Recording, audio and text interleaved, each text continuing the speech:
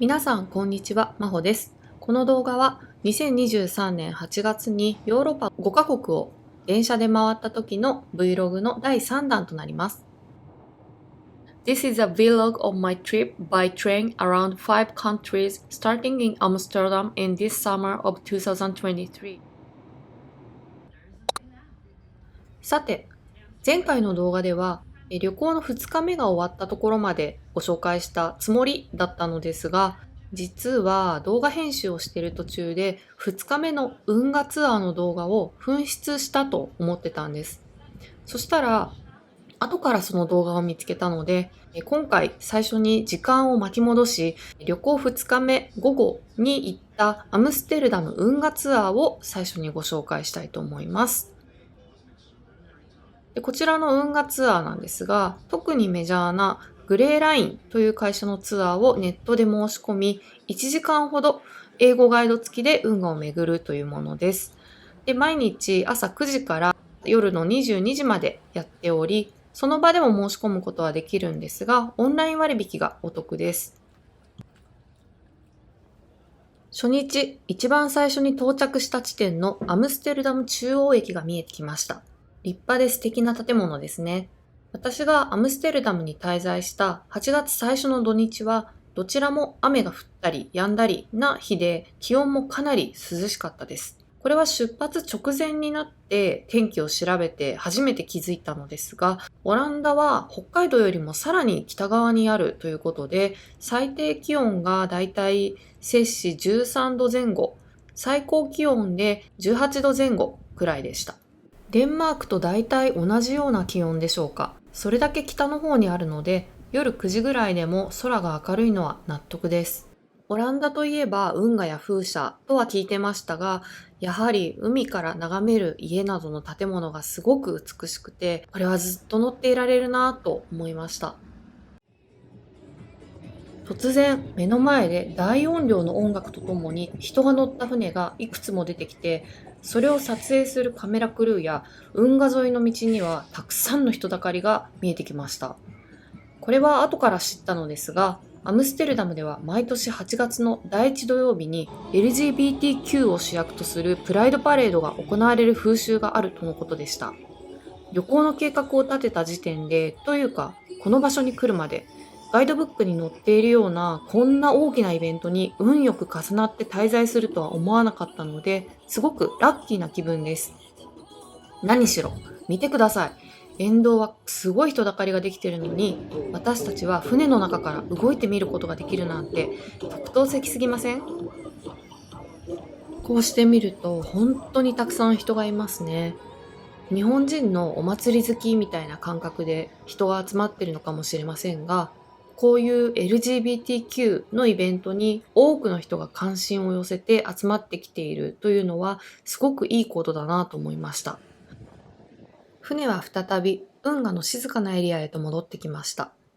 アムステルダムの地図を見ればわかるのですが、面白い形に運河が発達しています。今はその代わりにトラムが発達してきているので、運河は移動手段というよりは観光手段となっています。また、運河で移動できるということは坂道がないという証拠でもあり、このように大量の自転車が利用されています。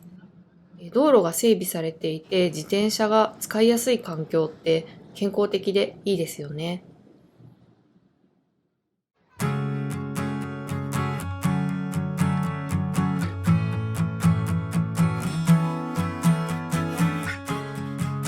I found out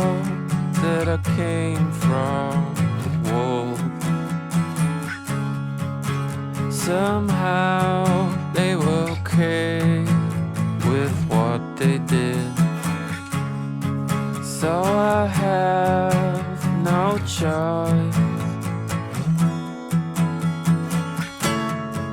but to wonder. 運河ツアーの乗り場近くである中央駅付近に戻ってきました。1時間の運河ツアーを終えてとても楽しかったので、皆さんもアムステルダムに来たらぜひ乗ってみてください。おはようございます。アムステルダム2日目、雨からスタートです。昨日はその LGBT のプライドパレードだった影響かはわからないんですが、だからレインボーの傘さしてる人とか見受けられます。まだあちこちにフラッグが立ってて、昨日の名残みたいなものも感じます。今日は旧市街の中心部を昨日の方結構運河ツアーで回ったので、左側がこの中央駅で、支線の先にあるちょっと新しい建築物がたくさんあるエリアを、見てみたいなと思います。だから変わった橋とかがあるみたいなので、昨日ボートでもある程度そういう建物は見れたんですけど、ボートで回っていないさらに外側にある建物なんかを見に行きたいと思います。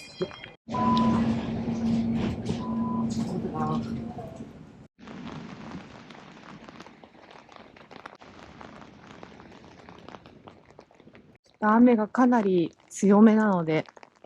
なんか優雅なお散歩には程遠いんですけど、そして気温も寒い。なんか、もう民家ってこんな感じなんだなっていうのを知ることができつつ、目的地の、橋に行きたいと思います。ガイドブックには、アナコンダ橋っていう風に記載されてたんですけど、Google マップで検索したらそれだと出てこなくて、ピトン橋っていう風に記載がありました。この辺全然人歩いてないんですけど、ボートハウスなんかもそうですね。もうしっかり整備されて、家って感じ。この辺はなんか、新興住宅地なんですかね。なんか反対側は、おしゃれなマンションが並んでるなっていう感じですね。で、なんかね、赤い橋が2つ見えてて、手前の橋はなんか普通に見えるんで、多分目的の橋は徒歩の所要時間見てもその先にあるのかなって思います。で、この辺はガイドブックではもう自転車で回ることを推奨されてるんで、歩いて回るとまあまあそれなりに距離があるんで、ちょっと今回全部を見るっていうのは難しそうなので、まあさらさらっと、気になる建物とか、なんか橋とか見かけたら、ちょっと写真に収めて、街の中心の方に戻ろうと思いますが、こういう建物が突然ボーンと出てくるのはさすが、なんかオランダって感じ。オランダに来てみて思ったのが、やっぱり地理的にヨーロッパ大陸の中でも北側にあって、北欧とかと物理的に近いからか、北欧なんかもヨーロッパの歴史的な建物がありつつ、結構こういう感じの現代的な大規模な建築物っていうのは多いので、なんかその辺がちょっとやっぱり距離も近いし、カルチャーももしかしたらちょっと近いのかななんていう印象を受けました。中心地は古い建物を残しつつ、その外側はすごい近代的、現代的に発展してきたのかなっていう印象です。で、ここの橋は、人しか渡れない橋みたい。もう一個の橋はどうかな。ちょっとここを渡って、雰囲気だけ、でも多分あれがアナコンダ橋ですね。形が変わってる。ちょっと今回は風景だけ収めて帰りたいと思います。でもこの辺晴れてたらすごい景色とかも眺めもいいんだろうな。なんかボートとボートハウスがいっぱい並んでていいですね、この辺。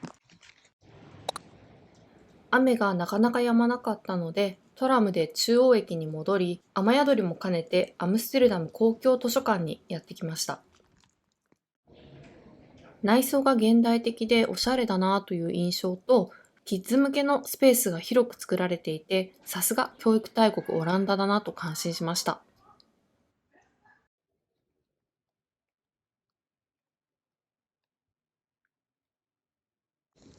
今からちょっと遅い昼食を食べに行きたいと思います。昨日に比べると、雨のせいもあるのかちょっと静かな感じしますね。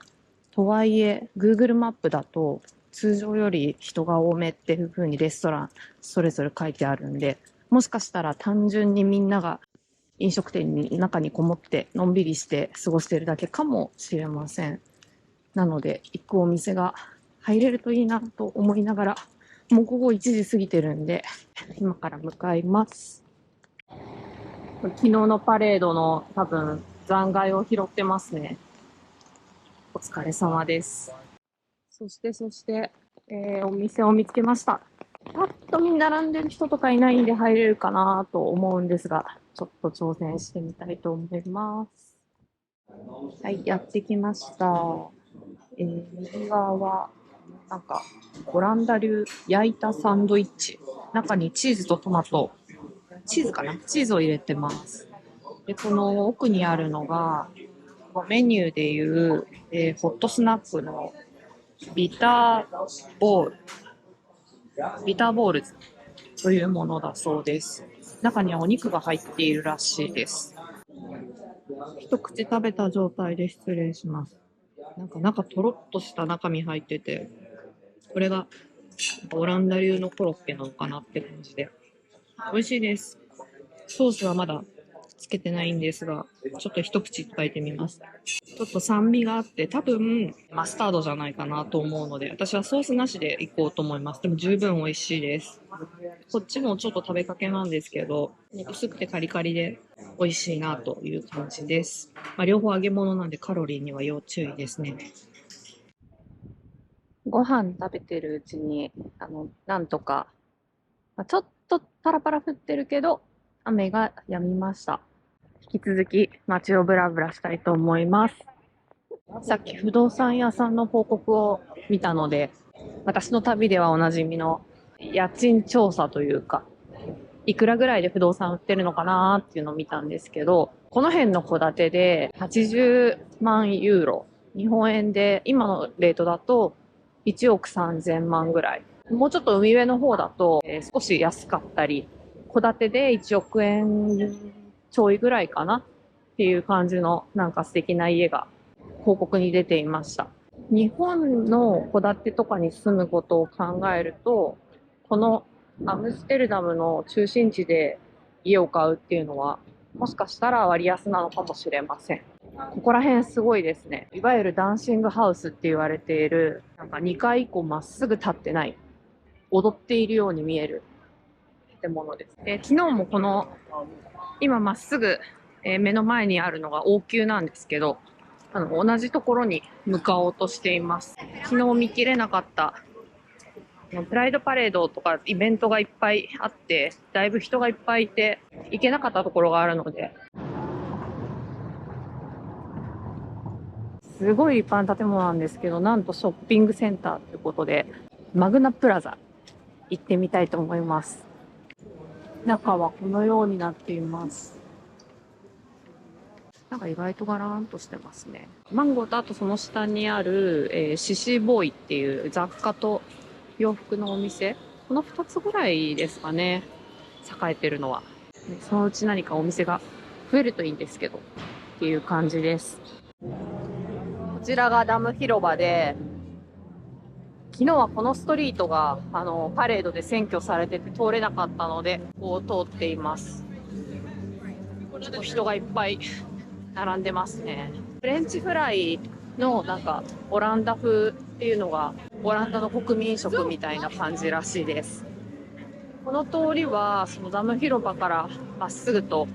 北に向かって伸びているショッピング通りで、ヨーロッパで人気のキコっていうメイクのお店だったりとか、角にはH&Mがあったんですけど、結構見たことがないファッション系のお店あるなっていう感じですね。これは懐かしい。日本にもあって撤退しちゃったソストレーネグレーネがあります。ここは